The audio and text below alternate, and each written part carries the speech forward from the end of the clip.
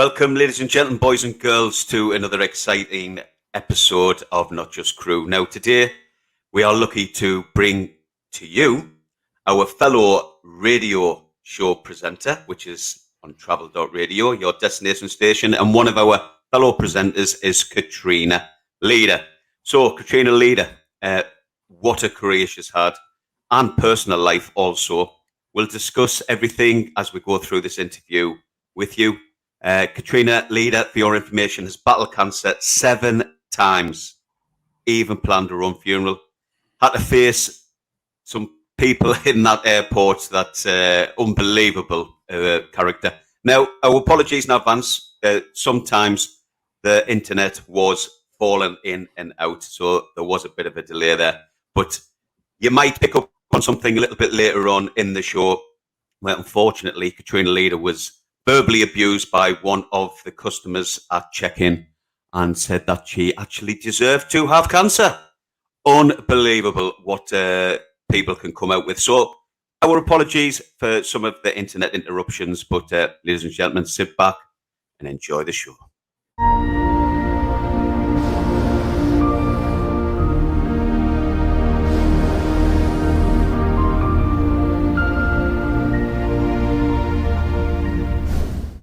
Well, a very good afternoon and a very warm welcome from Not Just Crew, where we are so fortunate enough to have the incredible, the legend that is Katrina. What's your name again? Katrina Leeder. Yeah, that's what it says. Yeah, we've got Katrina Leeder, and look who's over there on the right-hand side.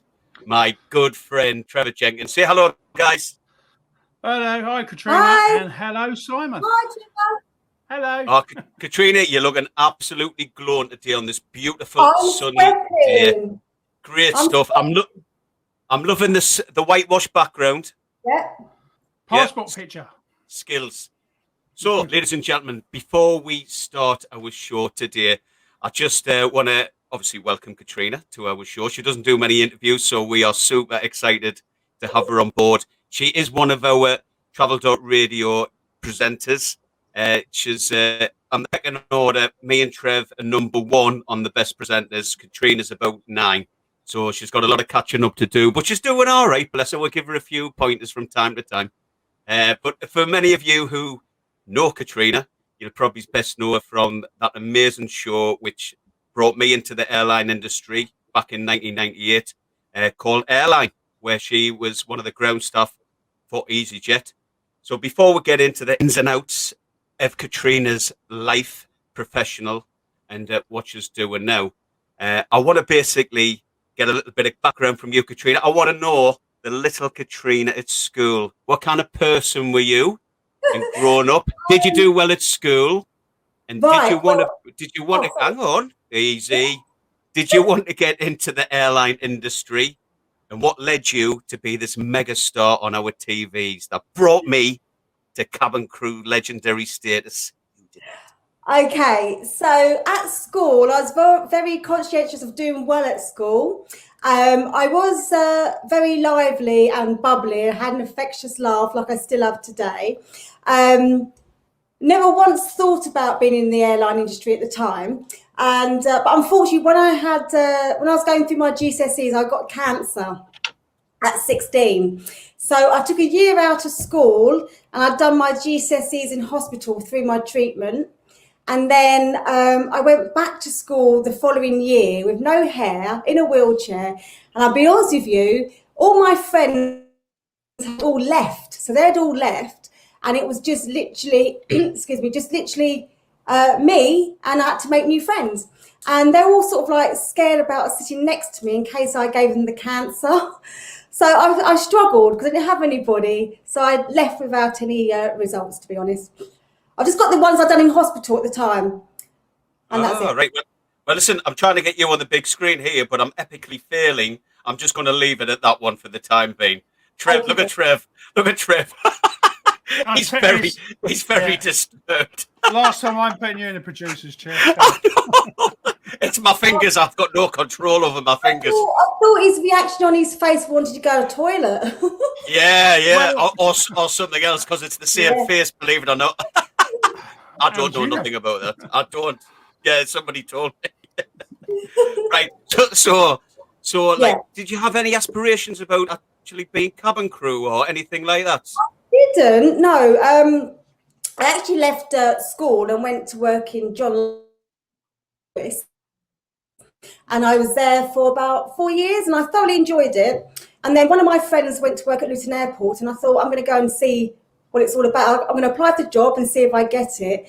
From the moment I got that job, I thoroughly loved it. It was very challenging, very rewarding at times. I am somebody that has to get grasped into something, and I like to always turn situations around. So working as ground crew was exactly that, because people would come in all stressed and they've missed their flight, or they want to change their flight, or they're an argument with their partner, and all sorts of reasons, and I used to get great satisfaction out of turning that situation around, making them go away happy. Was not always the case, but yeah. Anyway, when I first go on, sorry, Katrina, go on. Sorry. What I was going to say is I worked for a few airlines. I worked for Monarch, Suckling Airways. I think it was called Suckling Airways. Suckling Airways? Oh, I can't think. Yeah, I'm sure. Fond memories of that one. Yeah, you used to be a Playboy airline before that. Huh? No, you used to be the Playboy airline before that. Oh, yeah, of course. When I'd only been working at EasyJet probably, I don't know, about 4 months, and all of a sudden the camera crew, London Weekend Television turned up one day, and they're doing a Fly No More documentary series on EasyJet at Luton Airport. So it was like, it was literally just wanted to follow people around, and as in staff. And they literally went down the line of all the crew, of all the staff of who to film, and they'd done a little snippet of each person. And they came back to me and asked, would I mind being a main feature on the show? And I said yes, I didn't mind. I was just doing my job. It didn't bother me at all. People always ask, did you get paid? No, you don't get paid. But anyway, so they were filming me, and they were filming other people like Jane and Leo. And then I'll say 3 months after being filmed, I found out my cancer turned a national TV show like Airline, because I was very worried about whether I'd survive. It's my second time having cancer at the time, and my concern was that I didn't want to pass away on national TV and not give hope to those that had cancer. Does that make sense? Because I know when I had cancer at 16, it's such a negative word where people just hear the word cancer and think, that's it, I'm not going to survive anymore. Which is what I thought. When I got it at 16, I thought the same thing. So when I was 23 and then got it again, when I was working at EasyJet, I thought I didn't want to be part of that, where I get known on a national TV show and then I die, because there wasn't a lot of hope for me at the time, you see, of actually getting better from this cancer at the time. I didn't know my prognosis of survival rate at that point. So I didn't want to be filmed anymore. But London Weekend Television knew what made TV, and they kept asking me, please, let's just film it. It'll be, a good storyline, and we treat it very delicately. So I only had, you sign a contract, but I only had one stipulation in my contract that was down to me, and that was if I was to pass away before it was aired, they couldn't show any of it on TV, and they agreed to that. So that's why I carried on, being filmed for it. You saw my wedding on the programme. I'm very private about my life, believe it or not. I'm not with my husband now, but at the time, we arranged our wedding in 3 weeks, literally 3 weeks before my treatment was kicking in, because in my head, I told my mum that I wouldn't die happy unless I got married and had my long hair. Yeah. Anyway, that wedding was nominated for a BAFTA award, and we got nearly 17 million viewers. So, wow. Before I just bring Trevor into this, Katrina, I've just got to say your story, watching from the very beginning, touched the hearts of millions of people. I'm not joking, right? Because we were able to watch you on TV and luckily enough to share part of your life and an insight to what it's like to suffer from cancer and to see someone's journey. And I remember that story when you were one your hair, and you know, and it was, you could see that it was such a personal and important thing for you, and it absolutely touched the hearts of millions of people. You know, honest to God, I even think, I'm thinking about it now. It's taking us back to watching that show and just thinking, oh my God, it's incredible. I've got to say that it was really amazing, because sometimes when you have cancer, you feel quite alone. I had a great support network for my family, but when I used to go out in the street, obviously people would stop me and say, Katrina, you're doing so well, you know, well done you, and will me on. And just to feel I had the support of the general public outside made me think, I've got to fight for these, not let know myself and my family. Because the last thing I wanted was, once the programme had been aired for the first series, was then something drastically happened to Katrina. So to be honest, people say, well, you didn't get paid for it. Well, in my eyes at the time, I thought, well, this is my payment. If I can show the nation that you can beat cancer, well, you know, because obviously, and yeah, so that's why. And it was lovely to have people out there, like I say, that didn't know me, but thought they knew me. They used to wheel me on. Yeah, brilliant. So that was that, really. And the next thing you know, I'd done 3 years and 4 series of it. I know. Yeah, incredible. Yeah, Katrina, it was absolutely amazing. And again, firstly, we're so glad that you're still with us, and secondly, how brave you were throughout it. I mean, I was quite new in the airlines when that series came on. I mean, you've half mentioned this already, but how did it sort of make you feel, the public knowing all about your life? Were there certain days you just wanted to keep this private? I know everyone only ever gave you sort of good wishes, but did the support of the public, and hopefully EasyJet as well, did that help you through it? It was. So I just lost you there, Trevor. So what was that? Okay, Trevor, just repeat what you just said, darling. Yeah, sorry. Did the help of the public and hopefully EasyJet help you through it, or sometimes did you just want to be completely private? So basically, the help of the public, absolutely phenomenal. However, when you're being filmed every day at work, being filmed can either be in your favour or against you. So I used to do a 12-hour shift, and I'd go into shift, and funny enough, I'd have people there that would be there. Hey, yeah, you've done it, Simon, well done. There'd be people there. I don't like seeing myself on big screen. We do. There'd be people there. I had these 2 guys that used to travel from up north and be on my 3-day shift rota. They used to support me the whole time. Anyway, but there'd be people there that when they're being filmed, they either play up the camera or they play. So my eyes often work if I was out and about in the street or wherever I am. Everyone always was generally lovely. When I'm at work and I'm being filmed from the moment I get in, even if the camera crew weren't by my side, they'd gone off to film another incident. If somebody starts shouting at me in my customer service desk, they'll just bomb straight over to me and start filming me and recording the story. And some people would play up to that and give me more grief. And then there'd be some that would think, thank goodness the camera crew are here now, because now you're being nice. So that's how I saw it sometimes. It was quite a struggle for those. I'm trying to fight this major disease and try and do my day-to-day job at the same time. And then you've got people really playing up. My whole perspective on life changed.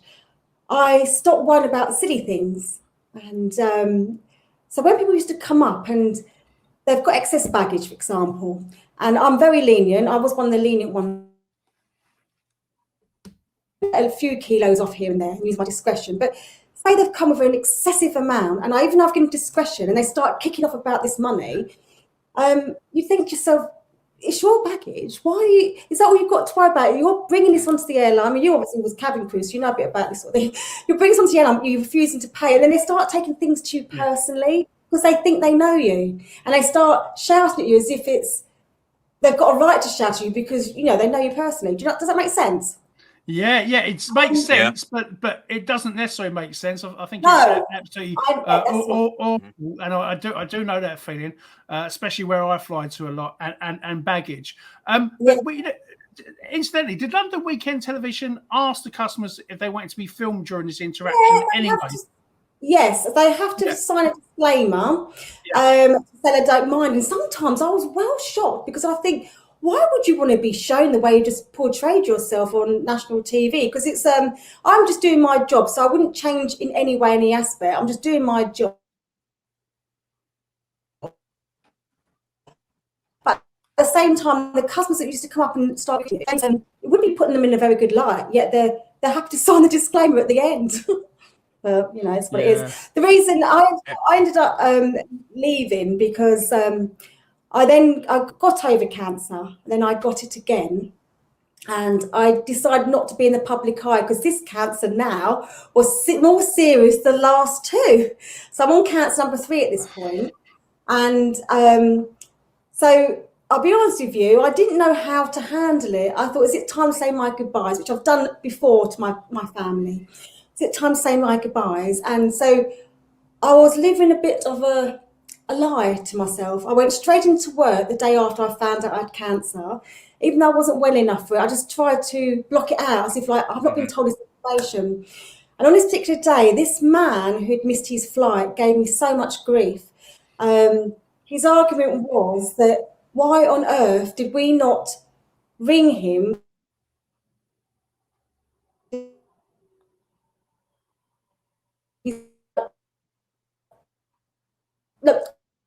ring him to tell him to.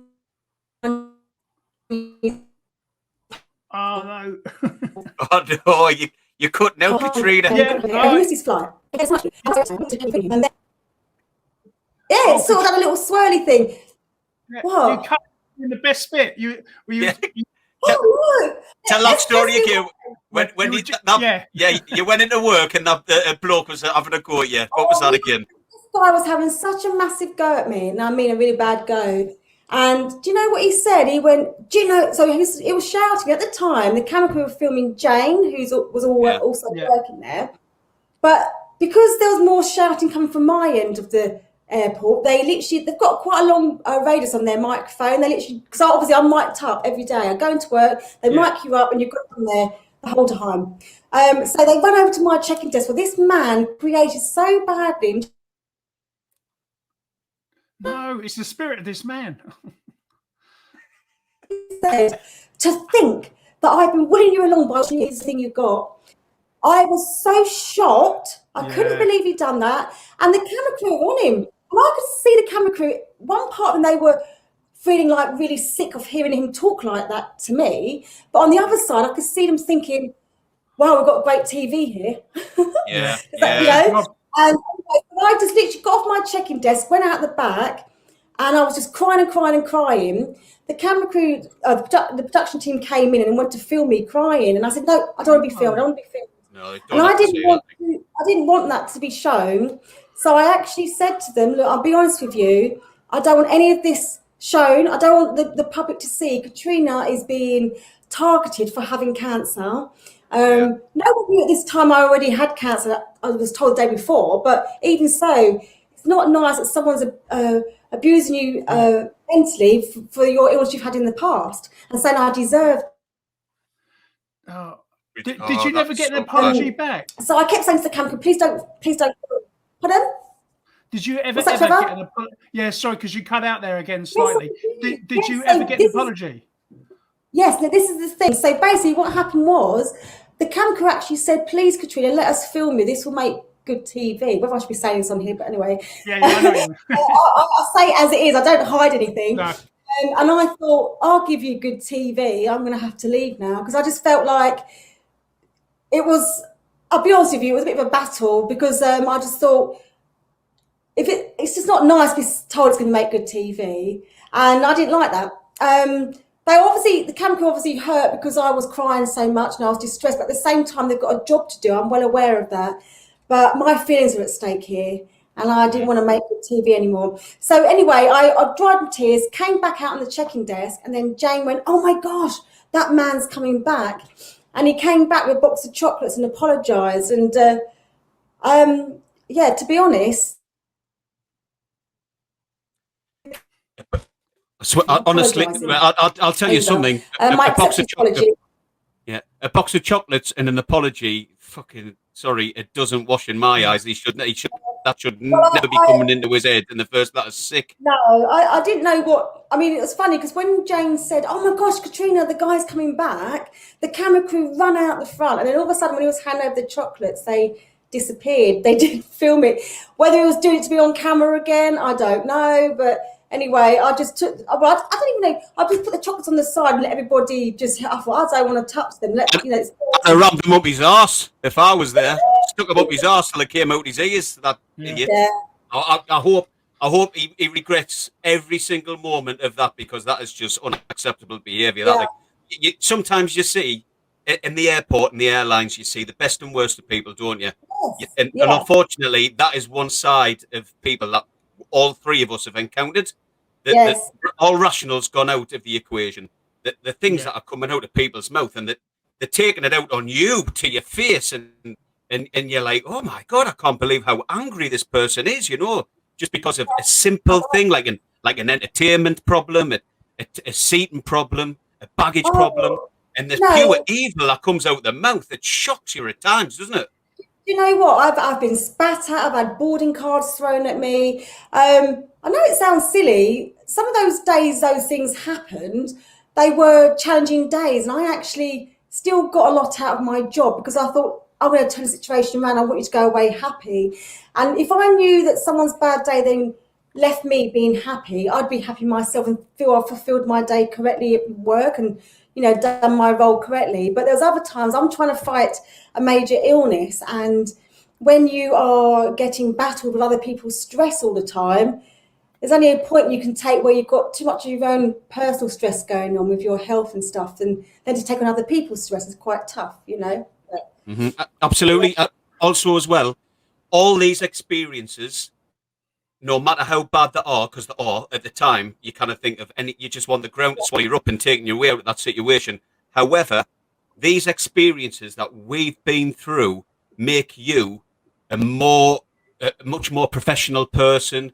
You're more experienced. You're used to that environment. It's horrible, like and you know how to deal with it, and it gives you that more experience, even though it's horrendous, that other people don't have to go through. And then so you're more knowledgeable, and you can pass that kind of experience on to other people, and it enables you to kind of like educate people of how to actually be around people. But just before because I want to say as well, you were amazing at dealing with people and problems at that airport, because you always did it with it didn't matter what problem was you were faced with. You always seem to be like smiling and giggling and thinking, without even speaking, your face was shown to the camera. Is this fucking person stupid or what? Like it's a trivial problem, isn't it? Like they're making a meal out of it.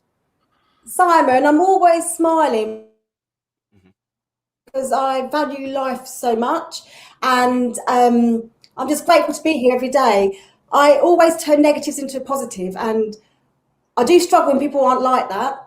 And they have negative energy around you. And obviously I'm well aware that life's too short and you shouldn't worry about silly little things. But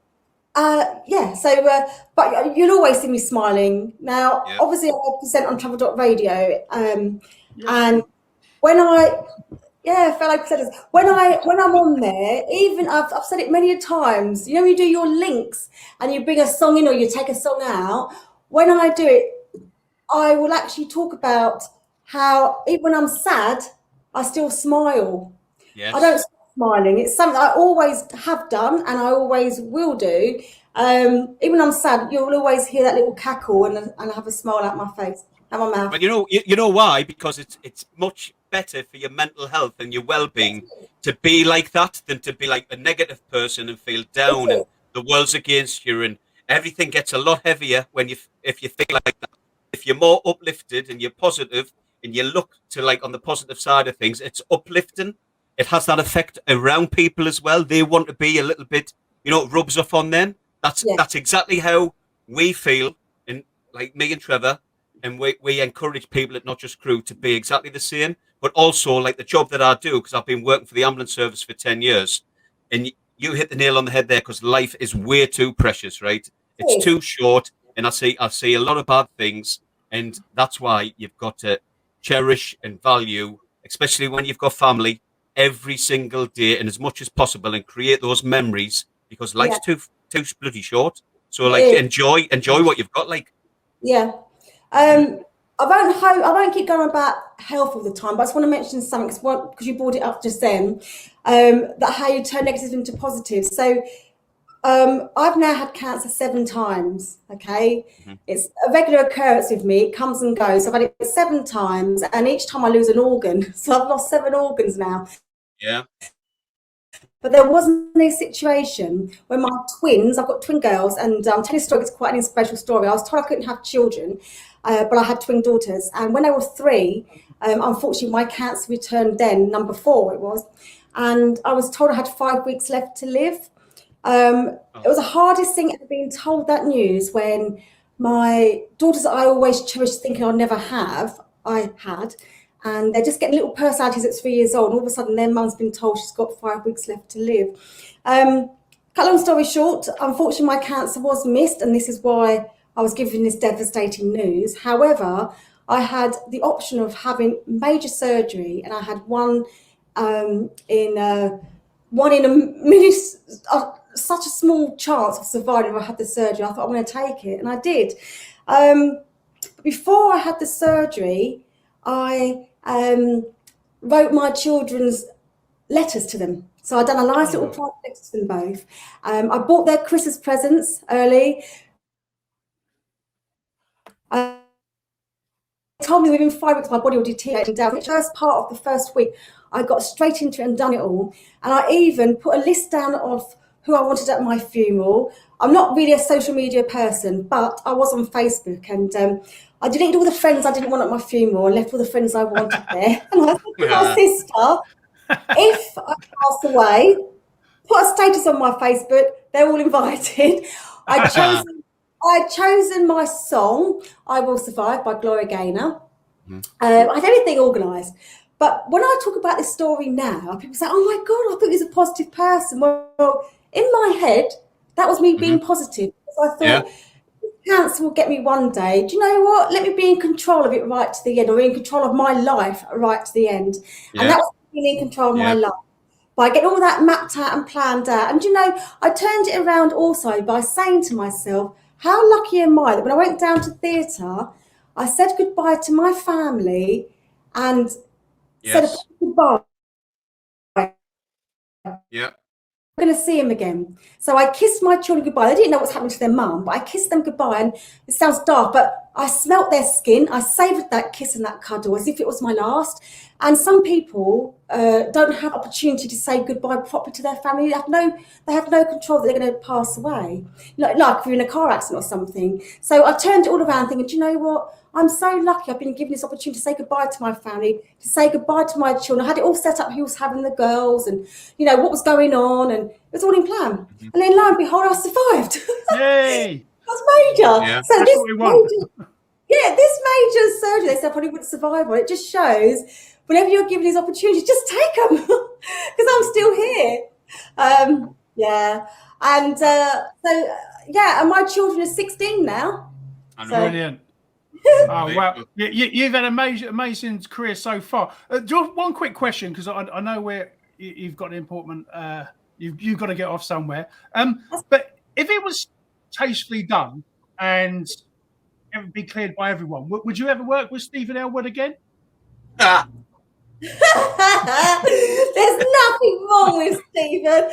We love Stephen. I tell you that we love Stephen. I'll tell you what it is. I don't want to work for aviation again. Well, I do, but in another way, like on travel.radio. Yeah, talking of which, how are we going to celebrate the travel.radio Christmas party this year? I don't know. I know it might come across like this, but I'm not a very social butterfly. But you should plan it, Katrina. You've got to plan it. You planned your own funeral, so you can do a Christmas party. Do it easy. Deb just put you in charge. That was 13 years ago. My brain ain't quite there anymore. Oh, it is. You just don't think so. At least you've got one. Yeah. Sorry. Oh, Katrina, you know, when you joined EasyJet, was it right at the very beginning of EasyJet? Right at the beginning, Yeah. we had 4 planes. Yes. I asked Simon Calder, who's another one of our fellow presenters at Travel.radio, what his favourite uniform is of cabin crew all around the world. He could have choose Singapore, he could have choose Virgin, he could have choose BA. His favourite uniform was EasyJet's uniform at the very beginning. Really? Yeah. I just got to dump my bags. I'm sweating. Let me tell you now. I wish I showed you it. I've still got my orange EasyJet hairbands. So we had to give all our uniform back. However, I kept the hairbands because I love those orange hairbands. And now my children wear my orange hairbands. Oh my God, that's brilliant. Do you know what I like? I like, you know, when you had your curly hair as well. It was like all curly. Yes, I like that as well. You suit any hair. You did watch it, didn't you? Simon, He you did. Oh, listen. Of course I did. Leo was great.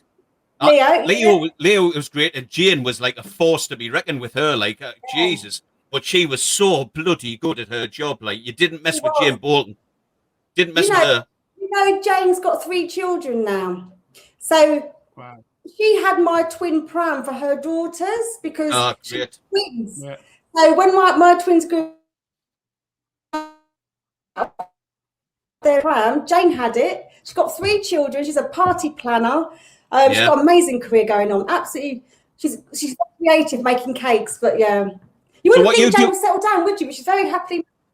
Yeah, well, like you say, it's years ago, isn't it? I mean, as we all get older, you know, we still think we've got it in there to be like that youngin' again. But I like to be like that, but just physically, you hurt a little bit more the next day. So Katrina, what are you doing now, work-wise? Well, at the moment, I'm just doing Travel.radio Monday to Friday. The Quivering Party. 10 o'clock. What? 10 o'clock. 10 o'clock. 10 o'clock till 1 o'clock in the morning. Yeah, I don't go to sleep. I struggle with my sleep terribly, and I'm very naughty because I know it might seem it, but I don't have a lot of energy. My energy is so low all the time, and I have to have, unfortunately, I shouldn't say this, but Pepsi Max every night when I do Travel.radio because I'm on till 1 in the morning, and I've got to do a party show. It is absolutely ideal for me because I told you before, I don't have a lot of confidence and I don't do interviews like this.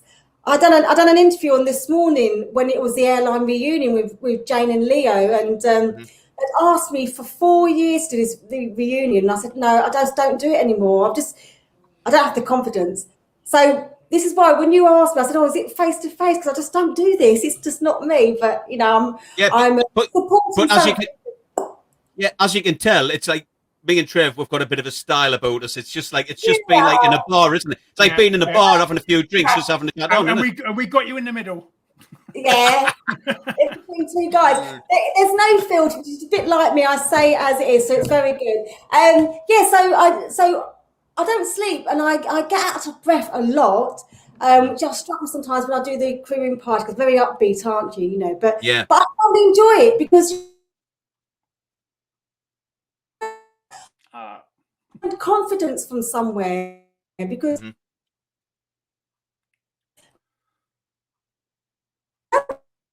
he's me. I like this bit side of me actually. Even tomorrow till 1 in the morning. But can I just say on here because I'm not a social butterfly. I've never, as in a social media person really. I done Facebook. That's just for my family and friends. I don't really do social media, but. When I joined Travel.radio, I joined Instagram. I don't really know how to use it very well, even now. But can I give my Instagram thing out? Of course you can. I'm quite new to it, and I haven't even reached 1,000 followers yet. Go on then. Oh, okay, sorry. How are you going to find you? It's very easy. It's just official Katrina Leeder. Oh, that's technical. That's easy. Yeah. I joined it. So all the years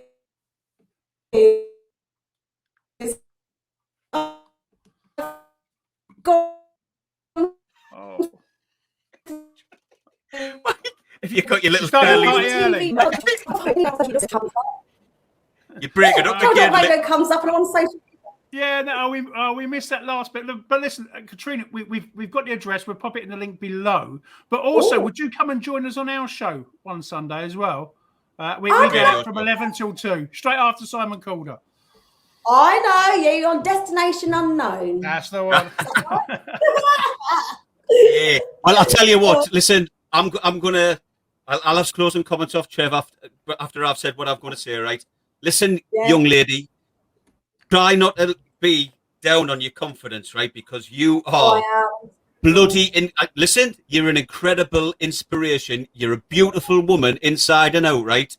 You've got two amazing daughters. You've battled cancer 7 times. You've lost 7 parts of your organs. You're still sitting there smiling. I know your energy levels are low, but listen, your smile makes up for everything, okay? And there should be a million more of you in this world. Yeah, anything. You could have any background back there. It doesn't matter. You brighten it up. It doesn't matter.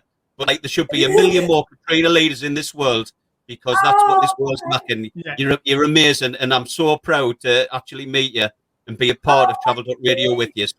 So thank you so much for being on the show. Over to Trev before I go. Yeah, lovely. Yeah.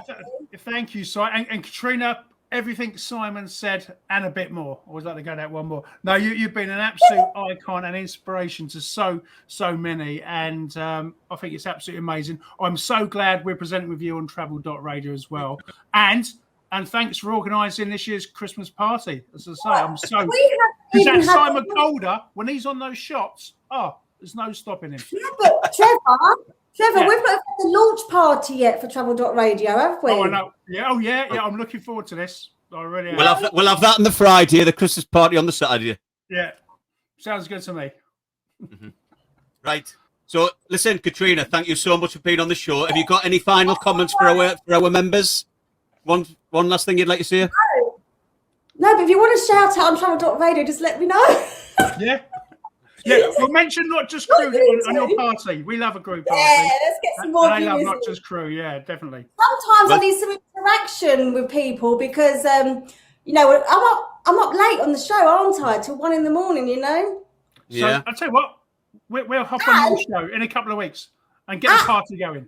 Listen, but also I'm not even later than that because Married at First Sight UK's on. So I do my show till 1 and then I'll watch that on catch up.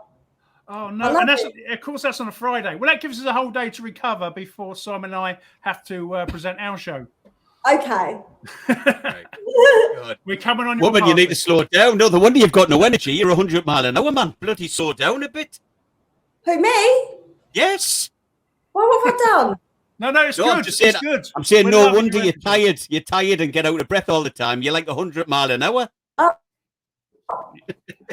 Yeah, you may think you have energy, but Yeah, you exude energy, baby. You exude energy. I think I'll just pick my feet. Right. Okay. Right, listen, thank you so much for being on this show. Thanks for being a part. Take care, guys. Tune in next week for another one of our shows. Take care, guys. Bye. Oh, wow. And what an inspirational story that was. I remember watching Airline. I hadn't sort of seen it for quite a while, but she really brought back some memories there. And that girl, she's got an amazing energy. She was complaining to us off stage that she never had much energy. But, I mean, judging by her radio show as one of our colleagues on Travel Radio, she has absolute bags of energy. And to go through cancer 6 times, in fact, I think it was 7 times. It's quite amazing, and hopefully you're going to be seeing more of Katrina. And we really enjoy working with her. But other than that, thank you so much. Remember to join Simon and I on Travel Radio every Sunday from 11 till 2. We'll see you next week.